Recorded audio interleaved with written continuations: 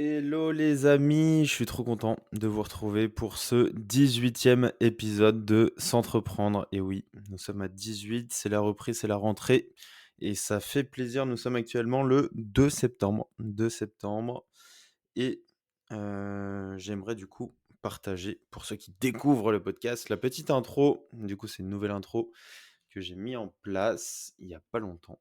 Donc l'épisode précédent qui mérite d'être amélioré, mais pour tous ceux qui découvrent l'épisode, je suis Alexis Bouvet, CEO et cofondateur de Gross Hiring. Il y a 3 ans, avec Marilo et Hugo, qui sont mes chers associés, on s'est rendu compte qu'on pouvait utiliser les méthodes marketing et commerciales et issues aussi du growth hacking au service des recruteurs. L'objectif est de les aider à rencontrer les bons candidats et mettre en place les systèmes qui facilitent leur quotidien. On a donc créé une communauté qui s'appelle le Gross Hiring Club. On a mis en place des programmes de formation et des accompagnements sur mesure. Gross Hiring, c'est aujourd'hui une équipe d'experts, une trentaine d'experts sur le modèle de collectif de freelance pour l'instant. On a formé plus de 700 apprenants, on a accompagné plus de 80 clients et on a une communauté qui compte aujourd'hui plus de 4000 personnes, 4000 recruteurs, donc ça fait plaisir.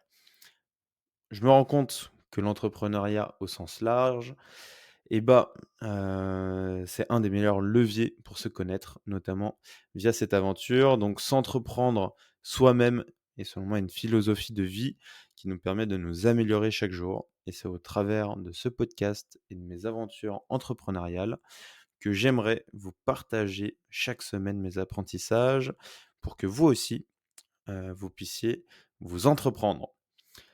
Merci à vous d'être là, de continuer à écouter, ces épisodes ou à découvrir ces épisodes et j'espère que, comme toujours, vous avez passé un bon moment. La structure est la suivante: actualité de la semaine et enseignement de la semaine et on est parti pour les actualités perso. Actualité perso, très simple cette semaine, c'était semaine JO paralympiques donc on est allé avec des potes voir la piscine le vendredi soir et l'athlé, le dimanche. C'était incroyable, c'était hyper, émouvant de voir des athlètes de haut niveau comme ça et surtout des personnes, bah, qui sont en situation de handicap. Ça glorifie encore plus la chose. En tout cas, on voit toute la résilience sur les podiums, lorsqu'il y a des remises de prix et voilà, beaucoup d'émotions, c'était trop, trop cool et également, bah, cette semaine, entraînement, toujours triathlon.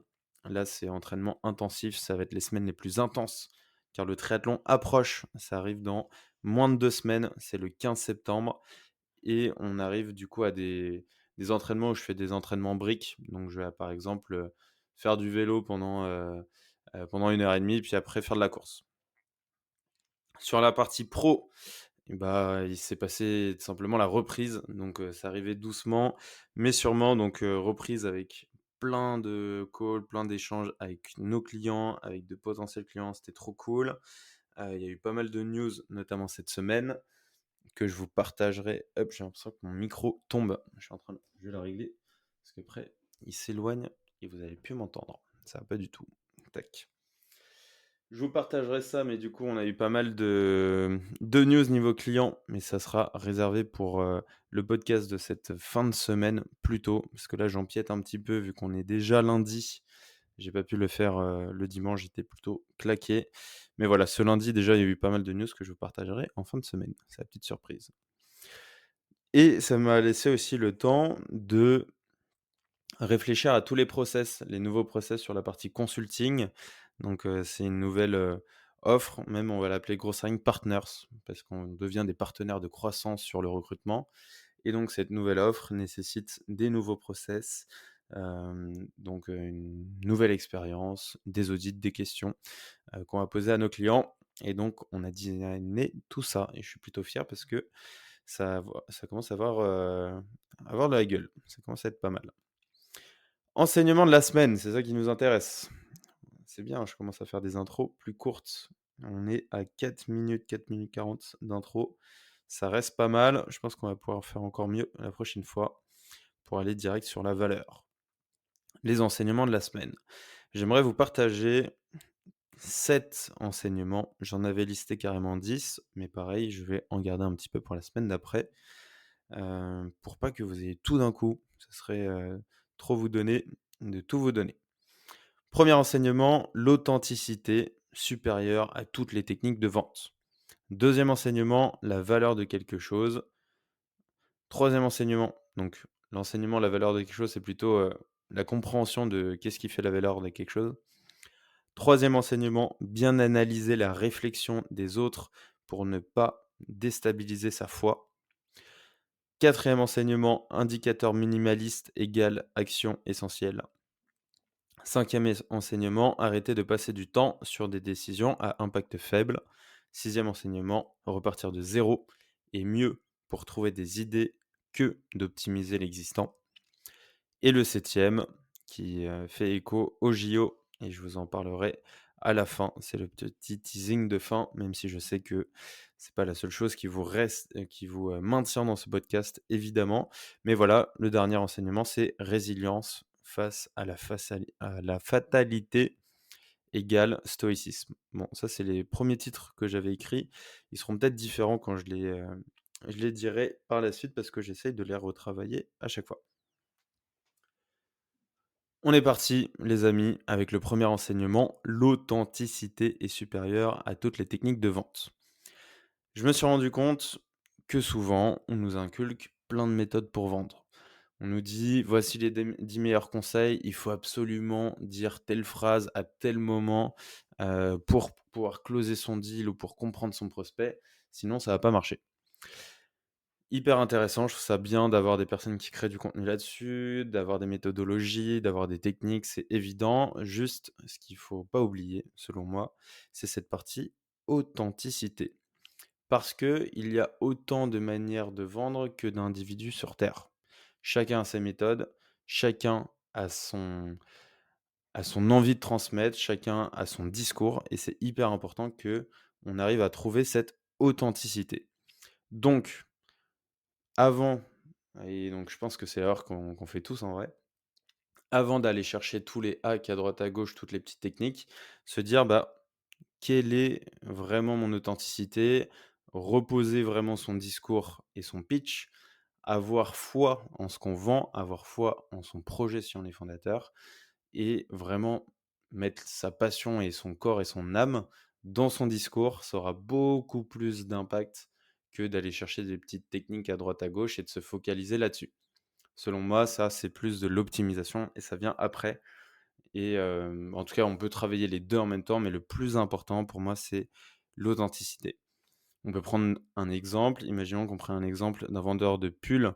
Par exemple, un magasin, il y a un vendeur qui va vouloir vous vendre un pull. Paf, il va vous dire bonjour à l'entrée quand vous allez arriver parce qu'il doit le faire. Donc, on va avoir un petit bonjour gêné. Ensuite, il va dire bah, je suis disponible si vous voulez.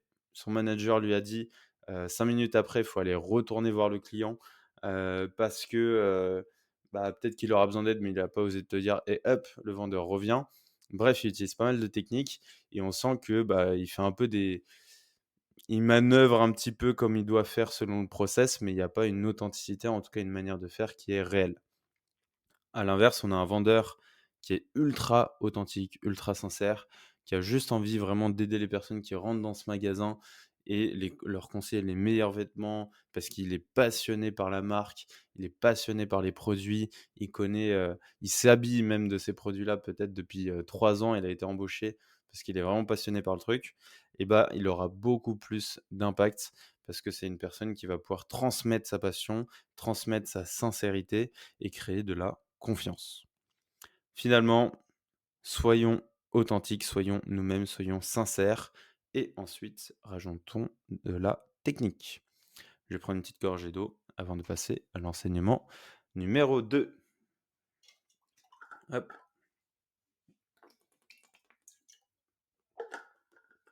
Hydratez-vous, c'est très important. Alors, enseignement numéro 2, la valeur de quelque chose. On se rend compte que dans différentes situations, la valeur de quelque chose va différer, ne va pas être la même. Comment ça se fait que la valeur de quelque chose change alors que cette même chose reste pareille? Je me suis imaginé 2 exemples. En fait, il y a 2 prismes que je voudrais prendre justement sur cette thématique, cette thématique de la valeur de quelque chose. Le premier prisme, c'est d'abord, un exemple. Donc un exemple, vous avez soif et vous êtes, dans un premier cas, au restaurant. Vous êtes au restaurant, vous avez demandé tout simplement une carafe d'eau. Cette carafe d'eau va vous être apportée, limite de l'eau du robinet, et vous attendez qu'elle soit gratuite. En tout cas, vous êtes au restaurant, il n'y a pas de sujet.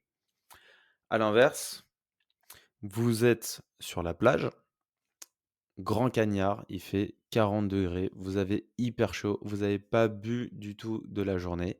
Et là, il y a une personne qui passe et qui vend des bouteilles d'eau. Et là, cette valeur-là, donc cette bouteille d'eau-là, à vos yeux, elle vaut beaucoup plus. En tout cas, vous êtes prêt à mettre beaucoup plus d'argent qu'au restaurant parce que, selon vous, c'est gratuit. En tout cas, vous avez peut-être pas ce sentiment d'avoir besoin de boire. Et donc, dans ce deuxième cas, vous êtes sous le cagnard et qu'il fait 40 degrés et qu'il y a la personne qui vous propose une bouteille d'eau, et ben là, vous pouvez mettre 2 €, 5 €, 10 € pour avoir cette bouteille, alors que c'est exactement la même chose. Donc, on se rend compte tout simplement que, en fonction de la situation et de la douleur qu'on résout, le prix va tout simplement changer. Donc c'était intéressant d'avoir cette connotation-là et puis on y reviendra juste après. Le deuxième exemple que je voulais avoir pour avoir un prisme différent aussi de la valeur de quelque chose, souvent, avant d'avoir, un objet, avoir quelque chose, imaginons qu'on prenne encore cette bouteille d'eau. On peut prendre cette même exemple. Avant d'avoir cette bouteille d'eau, et ben vous avez envie d'avoir cette, chose-là et cette valeur est à 70, imaginons. Parce que vous avez, vous imaginez, en tout cas, vous désirez cette bouteille d'eau. Une fois que vous l'avez, la valeur qu'a cette bouteille est beaucoup moindre parce qu'elle est avec vous, vous êtes habitué, vous avez déjà bu quelques gorgées d'eau, très bien. Et donc cette valeur diminue. La valeur de l'objet de l'eau ou la bouteille diminue. Donc descend par exemple à 25. Et finalement, imaginez que vous perdez cette bouteille ou qu'on vous la vole. Et ben la valeur de cette bouteille va littéralement augmenter parce que vous vous rendez compte de la nécessité qu'a cette bouteille pour vous. Et la perdre est quelque chose quand même horrible parce que imaginons que vous n'avez pas d'eau pendant les 3 prochains jours, et ben vous vous rendez compte qu'il faut absolument que vous retrouviez cette chose-là. Et donc quand vous perdez quelque chose, c'est là où vous vous rendez aussi compte de la vraie valeur de quelque chose. Donc, on a en fonction du temps, donc on va dire de l'expérience d'achat ou du désir plus de l'habitude qui se crée, une grosse douleur qui se crée également et qu'on va vouloir résoudre. Donc, tout ça pour nous dire que, selon moi, c'est hyper important de réfléchir à ce qui, sont pour vos clients des situations justement inconfortables, comme dans notre exemple 1. Quels sont les clients qui sont sous le cagnard et qui ont besoin de votre bouteille d'eau et de votre produit?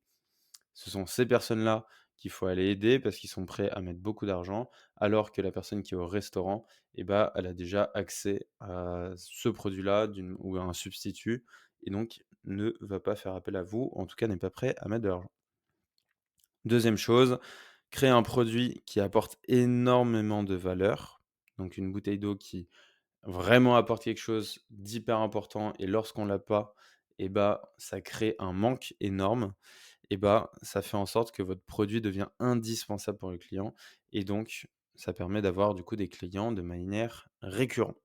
Donc voilà, j'ai trouvé ces 2 concepts hyper intéressants pour se poser la question: «Quelles sont la valeur de mon produit ou de mon service et comment trouver les bons clients?»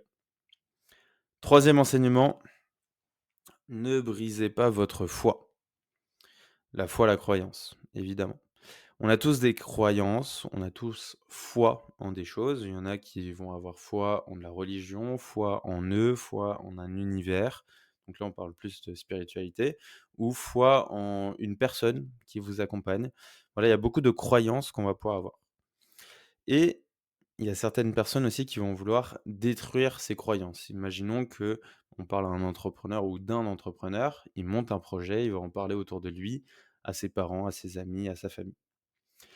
Lui, il a foi en ce qu'il dit, il a en foi en son projet, en ses capacités à le réaliser. Il y a beaucoup de détraqueurs, des personnes qui vont dire: «Non mais toi, tu es pas capable de faire ça. Non mais tu peux pas faire ça. Ah mais tu as pas fait attention à ça. Mais attention, ça existe déjà, donc tu peux pas lancer ton truc». Et donc il y a beaucoup de choses ou de personnes qui vont ébranler votre foi. C'est important, donc faut p l'idée derrière, c'est de se dire: «Moi, faire attention, croyez en vous et avancez», mais voilà, soyez pas dupes. Prenez en compte l'ensemble des éléments qu'on vous partage, donc des personnes qui vont dire des informations qui sont cohérentes, faut bien les vérifier, donc faut prendre ces informations avec des pincettes. Donc c'est plein de choses qui vont arriver à vous, donc faut que vous ayez une sorte de bulle de protection, donc toutes ces choses rebondissent un petit peu, sur vous et faites rentrer dans cette bulle-là certains éléments qui vous paraissent pertinents, qui ont été, prouvés, qui ont des statistiques et auxquels vous pouvez intégrer à vos croyances et à votre foi. Attention à ne pas prendre tout comme une éponge et du coup laisser, éclater cette bulle-là et que tout traverse cette bulle, parce que vous risquez tout simplement de mettre à mal vos croyances et partir du coup sur des croyances seulement de d'autres personnes et qui iront tout simplement au détriment de ce que vous voulez mettre en place. Donc, il y a un autre exemple que je voulais vous partager illustre bien ce phénomène-là, c'est, la philosophie du philosophe Pascal. C'était intéressant, j'ai pas exactement toutes les le contexte et je crois que c'était peut-être en 1800 quelque chose, j'ai pas envie de dire de bêtises. Je ferai un épisode dédié à la philosophie d'ailleurs, appliquée à l'entrepreneuriat. Parce que je suis en train de finir un livre qui est Philo Comics et qui présente 10 philosophes français et français en tout cas, même pas français forcément, mais 10 philosophes qui ont impacté la philosophie avec une approche du bonheur et du coup, je vais faire un épisode là-dessus. Tout ça pour dire que Pascal est un de ces philosophes et ce qui était intéressant, c'est qu'il faisait une thèse qui était tout simplement que Dieu existe ou non, donc là on parle de connotation religieuse, c'est pas grave parce que toutes les personnes qui croiront en Dieu auront une vie qui est plus heureuse que les personnes qui croient pas en Dieu. Et du coup, il disait tout simplement: «Croyez en Dieu, pas forcément on s'en fiche s'il y a un paradis, pas paradis, si c'est vrai ou pas vrai, mais si vous avez foi en Dieu, vous aurez une bonne conduite et vous ferez les choses bien». Et donc c'était intéressant parce que lui, il utilisait cette foi pour conditionner les personnes à être de bonnes personnes et à être heureuses. Et donc c'est aussi un moyen que vous pouvez utiliser, avoir foi en quelque chose de manière très forte. Attention, ne partez pas dans des foi aveugles, sauf si celles-ci sont positives et amènent des choses qui sont importantes. Je dis n'importe quoi, la maladie, on peut tous être atteints de maladie. Et donc, on peut avoir foi en sa guérison et au fait que, par exemple, je dis n'importe quoi, le traitement qu'on a va nous guérir. Et donc ça peut être une foi qui est positive, bien que ce soit peut-être pas scientifiquement prouvé ou qu'il y a des chances que ça marche pas, ça vous permet vraiment d'avoir quelque chose de positif et de combattre cette maladie. Finalement, je vous recommande du coup d'analyser les croyances que vous avez, toutes les foi que vous pouvez avoir. Faites-en des alliés, tout en restant l'esprit ouvert et en écoutant évidemment autour de soi pour se construire un avis qui est propre. Quatrième enseignement, indicateur minimaliste égale action essentielle. Je me suis rendu compte, surtout chez Gross Hiring, on adore tout traquer. Je pense que c'est notre aspect, data, growth et cetera. On adore traquer la donnée, avoir plein d'indicateurs. Je ne sais pas si c'est parce que ça nous rend, on se sent peut-être plus intelligent ou quoi. Mais voilà, on aime bien avoir ce côté contrôle, data, traquer et j'ai remarqué que ça mettait en place un phénomène chez nous et notamment 2 gros problèmes. Le premier, c'est qu'avoir trop d'indicateurs crée tout simplement un brouillard et ça nous permet pas d'avoir la bonne priorisation et donc on se retrouve à avoir des indicateurs qui ont la même importance. Certains indicateurs, par exemple, le nombre de rendez-vous fixés sont hyper importants sur la partie commerciale pour aller chercher un nombre de montants générés chaque mois, par exemple, en termes de revenus. Par contre, un autre indicateur, le nombre de, clients, qu'on a accompagnés ce mois-ci, c'est peut-être pas un indicateur qu'il faut suivre par semaine, mais plutôt par mois. Et donc, il y a certains indicateurs qui se perdent un petit peu dans la masse. Au lieu de se focaliser sur une North Star métrique, donc en gros, un indicateur clé qui fait notre étoile du berger et qu'on doit suivre et optimiser. Et le deuxième problème, c'est qu'on passe plus de temps à traquer, parce que du coup, il y a plus d'indicateurs, que à analyser et même mettre en place des actions en face. Et donc ça, c'est un peu le phénomène, qui, c'est un peu le serpent qui se mord la queue, c'est-à-dire on va traquer plein de choses qui nous permet avoir cette envie de traquer, en continu, mais au final, on va pas jusqu'au bout d'analyser et mettre en place des actions. Je schématise, évidemment qu'on fait, une partie de ça, mais avec trop d'indicateurs, on se rend compte, qu'on perd en efficacité là-dessus et même les actions qu'on va mettre en place et vu que nos indicateurs sont pas priorisés, nos actions ne sont pas aussi priorisées en fonction des besoins de la boîte. Ce que on a mis en place et qui peut vous inspirer, c'est de rechallenger les indicateurs pour avoir seulement une North Star métrique par pôle. On a divisé la boîte par pôle aujourd'hui, donc il y a un pôle sales, market et produit. Donc on est chacun gérant d'un pôle, mais on agit chacun aussi sur tous les pôles. Mais avoir une North Star métrique par pôle, c'est hyper important. Et deuxième, réduire le nombre d'indicateurs pour se concentrer seulement sur l'essentiel. Cinquième enseignement les amis, arrêtez de passer du temps sur des décisions à faible impact et passons plus de temps du coup sur des décisions à haute valeur ajoutée. Pareil, phénomène où je me suis rendu compte du coup chez Gross Hiring, tous les jours nous on passe énormément de temps à prendre des décisions. C'est évident en tant que porteur de projet, créateur de boîte, directeur, manager, ce que vous voulez, on passe du temps à prendre des décisions et c'est un fait et c'est normal. Et souvent, on passe beaucoup de temps sur des décisions à faible impact. Et je m'en suis rendu compte parce qu'on a refait l'ensemble de nos vidéos, de nos modules de formation e-learning.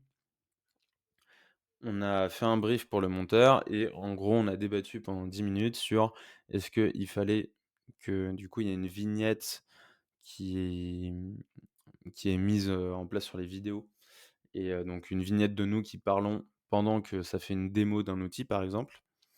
Et du coup, on se demandait est-ce que cette vignette, ça doit être un rond ou est-ce que ça doit être un carré? Et on a débattu dessus et en fait, on se rendait compte qu'on se prenait la tête, mais pour rien du tout. Ça, on s'en fout, que ce soit rond ou carré, le résultat ou l'impact est minime. Et donc, j'ai commencé à conscientiser toutes les décisions qui prenaient du temps et qui servaient à rien. Et en fait, il y en a plein. Il y a plein de sujets où on va débattre et donc maintenant, on met en place un peu des no-go en disant: «Bon, ça sert à rien, on switch» et c'est pas grave, limite, on n'a pas trouvé la réponse ou on a acté un truc par défaut et c'est pas grave parce que l'impact que ça va avoir pour le business il est moindre.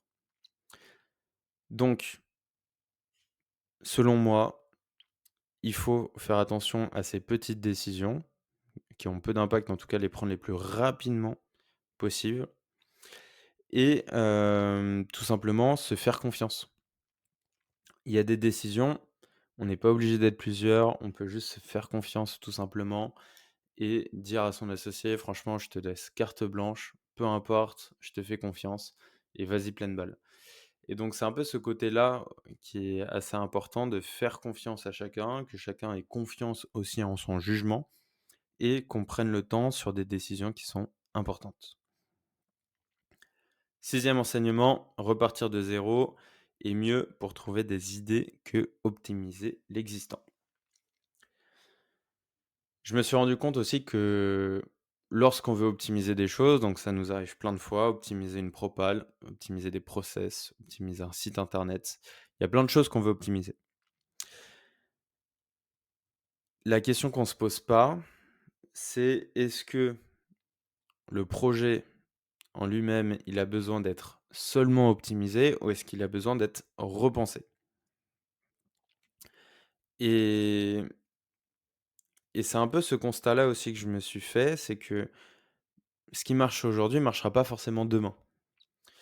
Et donc, seulement optimiser les choses au lieu de les repenser, ça peut être de temps en temps une erreur et de temps en temps, c'est peut-être bien parce qu'il ne faut pas investir trop de temps.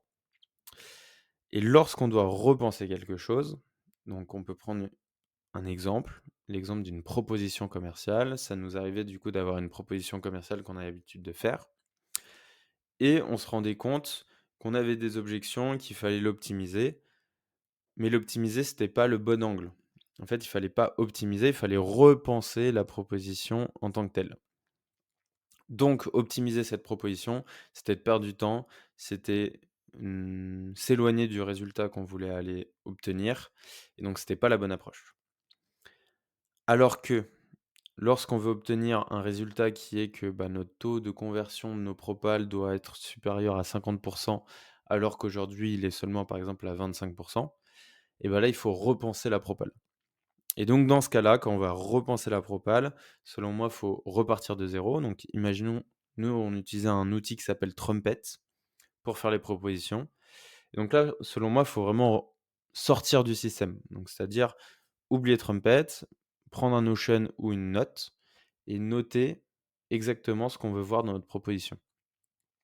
Ce qui est important en termes de pitch, ce qui est important en termes de data, le contexte, les objectifs, notre proposition, notre méthode, le tarif, voilà, les wow effects, le côté émotionnel, toutes ces choses-là doivent ressortir sur ce document.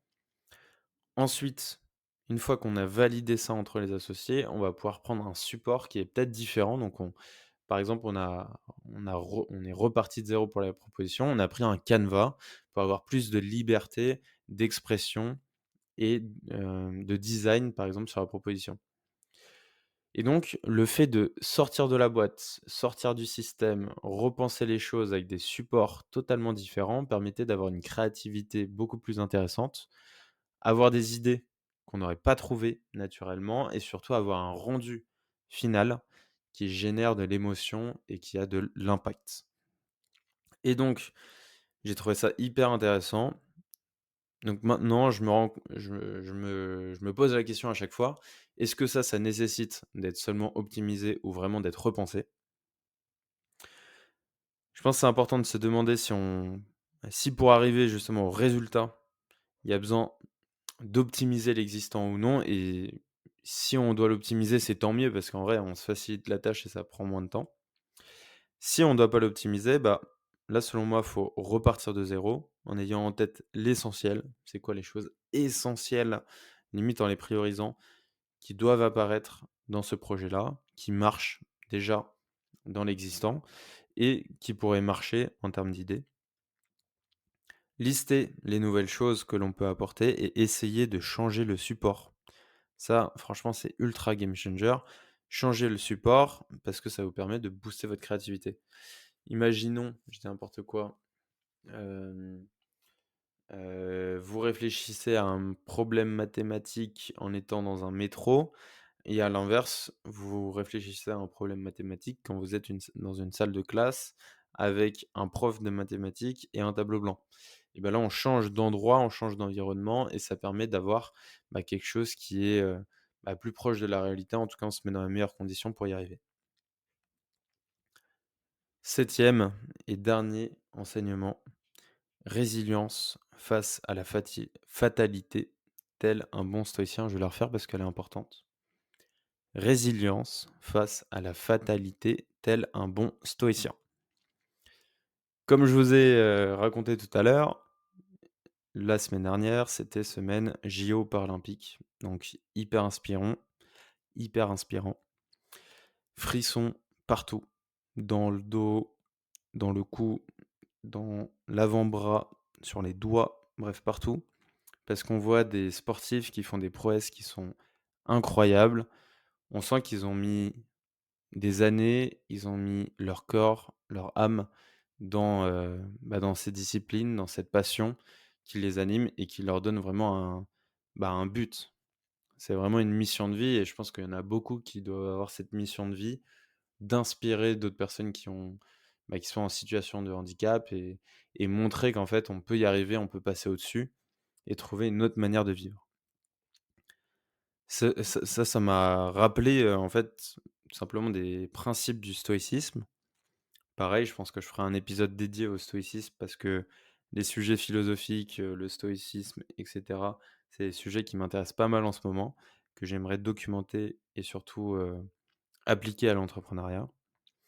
Mais c'est le fait que, bah, ces personnes-là ont fait face à la fatalité qui leur est arrivée, donc un accident, et ils en ont fait quelque chose de bien, en tout cas de positif. Ce que dit le stoïcisme, c'est: on n'a pas de contrôle sur les phénomènes, mais on a le contrôle sur notre perception de celle-ci.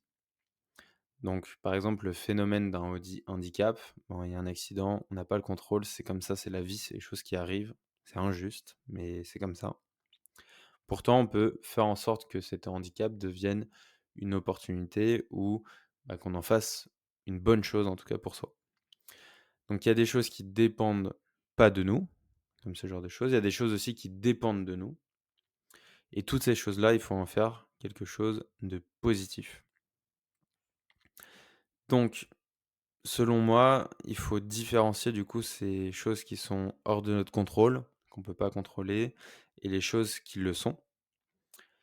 Et dans tous les cas, qu'il faut se rappeler que bah, c'est vraiment cette perception que l'on a qui va vraiment impacter et que nous-mêmes, on peut contrôler.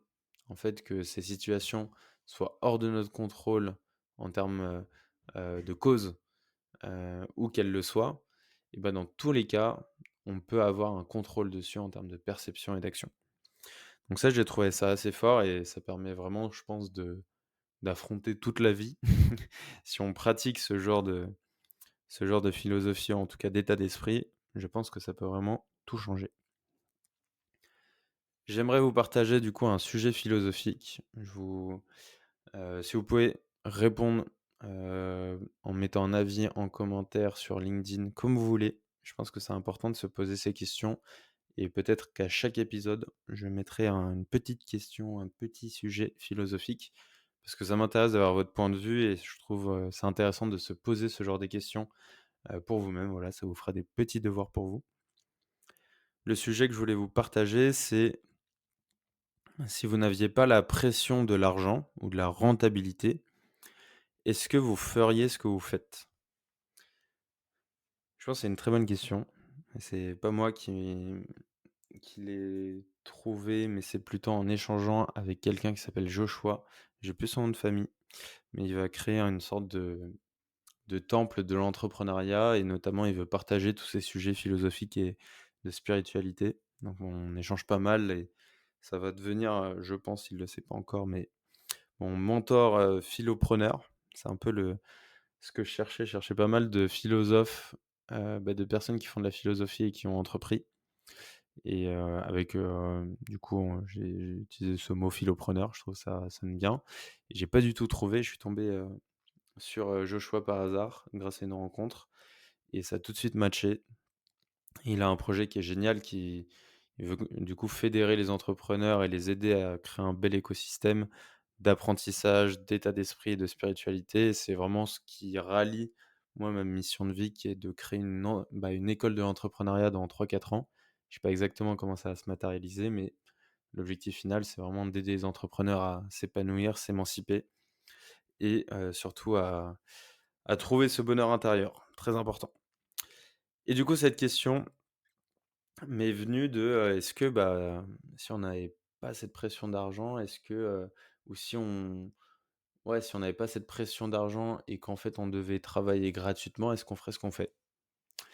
Et je pense que si la réponse est oui, bah, c'est une bonne chose, c'est-à-dire que vous êtes au bon endroit. Si la réponse est non, et bah, faut bien se reposer la question, quoi. Et après ça peut être, évidemment c'est pas parce que la réponse est non que ça veut dire faut quitter ce qu'on fait. Mais il faut avoir conscience que du coup, il y a d'autres facteurs qui font qu'on fait ce qu'on fait, donc par exemple l'argent et du coup, si on n'avait pas ce côté argent, bah, on ferait peut-être totalement autre chose et ça nous permet de nous éveiller sur les choses qui nous intéresseraient, d'exploiter et moi, je me rends compte en me posant cette question, c'est pour ça que je mets un peu de temps, que, bah, moi, ce qui me fait kiffer, en fait, c'est vraiment d'aider les autres, trouver un moyen d'avoir un contact humain et de faire en sorte que les gens, mais soient heureux, quoi.